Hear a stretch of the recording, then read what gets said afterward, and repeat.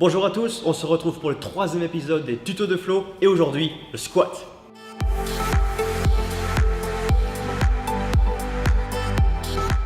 Et on commence tout de suite avec les muscles engagés à travers cet exercice. Et comme on l'a vu dans l'épisode 1 pour le développé couché, le squat, il s'agit d'un exercice polyarticulaire. Donc je vais m'arrêter simplement aux muscles les plus importants, c'est-à-dire le quadriceps, les adducteurs et les fessiers. Et on passe à l'exercice avec en premier lieu le placement. Donc 1, position des mains.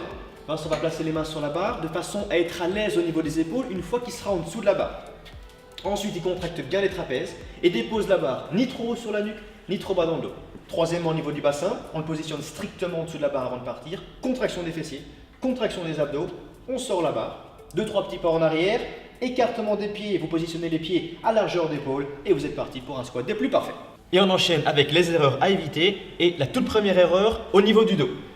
Ici, on peut très bien voir que Vincent a le dos beaucoup trop penché. Regardez, sa cheville et son genou forment une droite dans l'espace. Ensuite, son bassin et son épaule, une autre droite. Ces droites sont séquentes, donc vous ne pouvez pas sauvegarder votre dos dans cette position. Vincent va se redresser. Et maintenant, sa jambe et son dos sont deux droites parallèles dans l'espace. Il sauvegarde son dos et il peut remonter en toute sécurité. Deuxième erreur au niveau des genoux.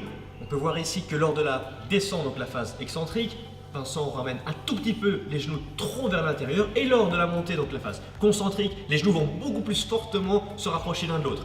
Correction, 1 au niveau des pieds.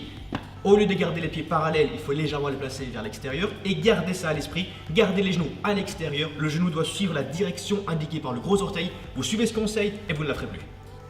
Troisième erreur à éviter, l'amplitude de mouvement. Ici, on peut voir très clairement que Vincent ne descend pas du tout assez bas. Il va corriger cela dès à présent, amener son bassin à la hauteur du genou et en fonction des disciplines, on peut amener le bassin un peu plus bas. Sinon, vous retenez les genoux et le bassin à la parallèle.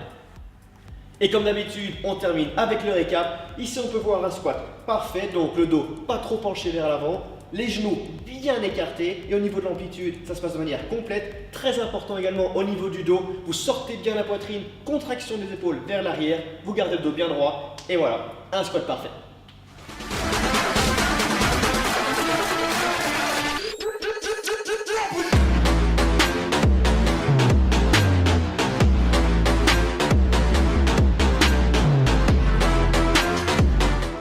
Et rejoignez Shape&Go sur Instagram ou Facebook. N'hésitez pas à vous abonner à la chaîne YouTube de Shape&Go. Si vous voulez nous rejoindre, Vincent et moi sur les réseaux sociaux, tout se retrouve dans la description.